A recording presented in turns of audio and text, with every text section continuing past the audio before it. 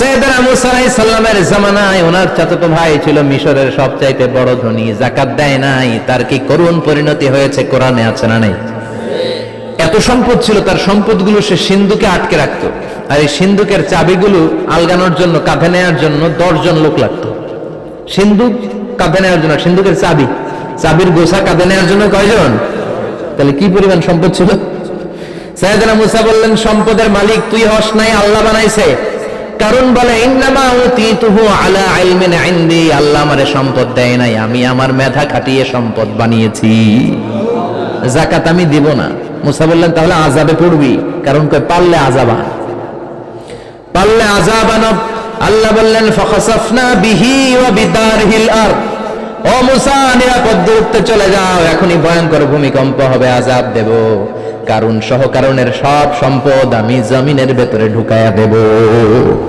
আমি নিজে কারণের বাড়ি দেখে এসেছি।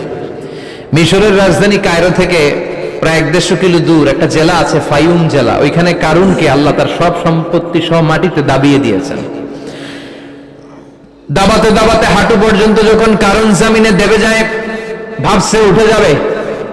কোমর পর্যন্ত যখন মাটির মধ্যে দেবে যায়, ভাবছে উঠতে পারবে। গলা পর্যন্ত যখন দেবে যায়, হাত তুইলা কয়, আমি ঈমান আনলাম। ও মুসা, সব সম্পদ তোর, আর তোর আল্লাহর লইয়া যা, খালি আমারে বাঁচা, আমারে।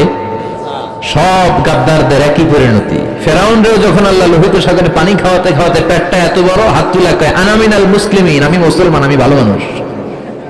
আল্লাহর কোরআন সাক্ষী, সে বলেছে, আনা মিনাল বনি ইসরাইলরা যে আল্লাহরে মানে, আমিও তারে মানি, আমিও আল্লাহর দলের একনিষ্ঠ কর্মী।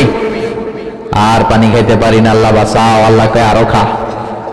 শেষ, ফেরাউন শেষ, নমরুদ শেষ, কারুন শেষ। পুরো সম্পদ সহ আল্লাহ কারুনকে জামিনের ভেতরে দাবিয়ে দিলেন। এজন্য সম্পদ যাদের বেশি, যাকাত দেওয়ার দরকার আছে না নাই?